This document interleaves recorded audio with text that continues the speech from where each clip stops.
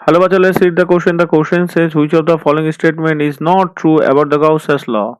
Option A, Gauss's law is true for any closed surface. Option B, the term Q on the right hand side of the Gauss law include the sum of all the charges enclosed by the surface. Option C, Gauss law is not much useful in calculating the electrostatic field when the system has some symmetry.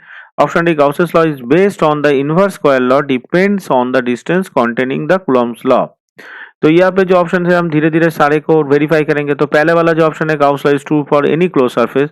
तो statement of the Gauss law क्या है? The statement of the Gauss law तो यही है, the Gauss law और the Gauss theorem क्या कहता है? द गाउस थ्योरम कहता है the close integration over E dot D S is over S is equals to Q internal by epsilon zero in SI system and in vacuum.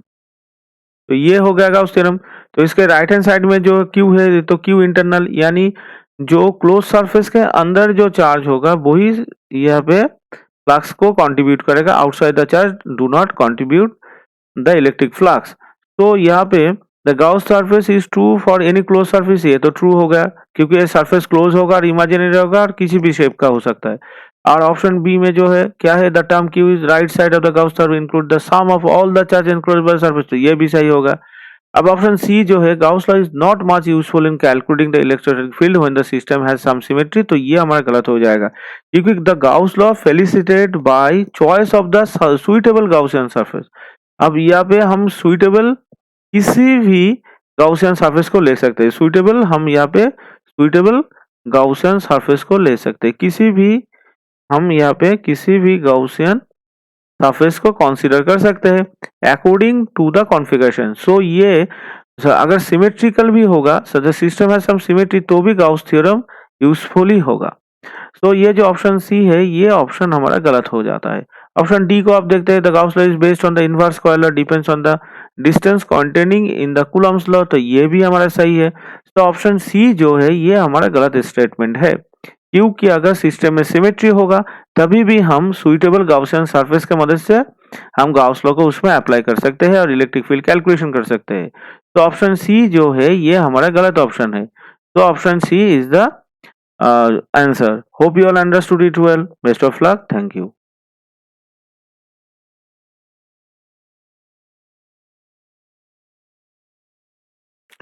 Hello, Bachcho, let's read the question. The question says the point charge plus 20 microcoulomb is at a distance of 6 centimeter directly above the center of the square of side 12 centimeter as shown in the figure. The magnitude of the electric flux through the square is 2.5 into 10 to the power 6 Newton meter square per coulomb. Option B 3.8 into 10 to the power 5 Newton meter square per coulomb. Option C 4.2 into 10 to the power 5 Newton meter square per coulomb. Option D 2.9 into 10 to the power 6 newton metre square पर coulomb. तो अगर हम ध्यान से देखें ये जो square है, सपोज इस स्क्वायर को हमने यहाँ पे ले लिया, ये जो स्क्वायर है यहाँ पे, ये square is one of the surface of the cube. अगर हम इमेजिनरी यहाँ पे क्यूब को यहाँ पे ड्रॉ कर लेंगे यहाँ पे अगर, तो ये हमें यहाँ से ये हमें दिखाई दे रहा है यहाँ से the cube is nothing but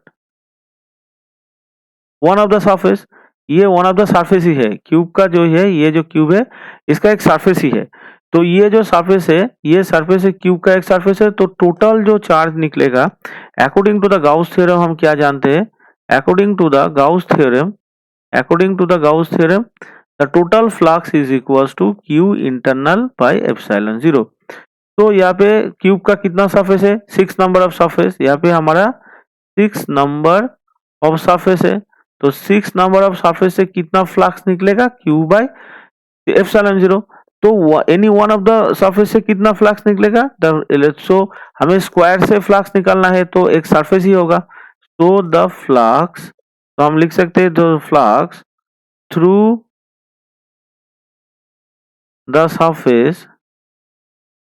surface क्या जाएगा, द फ्लक्स जाएगा 1/6 क्यूब एप्सिलॉन जीरो, क्योंकि 6 सरफेस में एक सरफेस ये स्क्वायर है उससे उसका 1/6 जाएगा। सो क्यू का वैल्यू यहाँ पे कितना है 20 इंटू 10 टू दी पावर -6, यहाँ पे 6 और एप्सिलॉन जीरो क्या है फ्री स्पेस परमिटिविटी, जिसका वैल्यू कितना है 8.85 इंटू 10 टू दी पावर -12, इसका यूनिट कितना है न्यूटन मीटर स्क्वायर पर कूलम्ब स्क्वायर। तो यहाँ से हमारा जो फाई का वैल्यू निकल के आएगा कितना आएगा 3.8 इंटू 10⁵ यूनिट आएगा newton metre square coulomb inverse. तो ये आ जाएगा हमारा आंसर। सो अगर हम ऑप्शंस को देखें यहाँ पे ऑप्शन बी हमारे आंसर से मैच हो रहा है। तो option B is the correct answer. Hope you all understood it well. Best of luck. Thank you.